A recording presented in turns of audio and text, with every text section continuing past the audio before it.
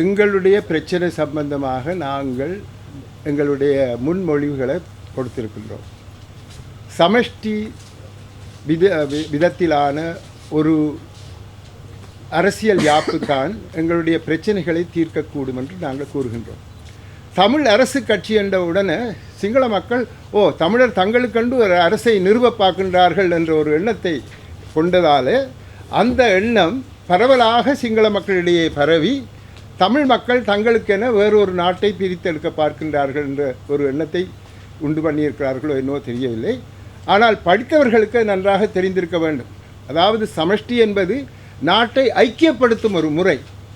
ஐக்கியப்படுத்தும் ஒரு முறையை கொண்டு போய் நாட்டை பிரிக்கும் ஒரு முறை என்று மக்களுக்கு எடுத்து கூறியதன் காரணத்தினால தான் இந்த இவ்வளவு பிரச்சனைகளையும் நாங்கள் எதிர்கொண்டிருக்கின்றோம்.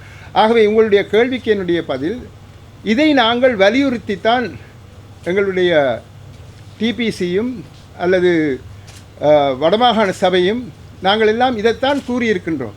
எங்களுக்கு அரசியல் ரீதியாக ஒரு சமஷ்டி அரசு தேவை என்று. அது எப்பேற்பட்டது என்பது சம்பந்தமாக பேசி தீர்க்கலாம்.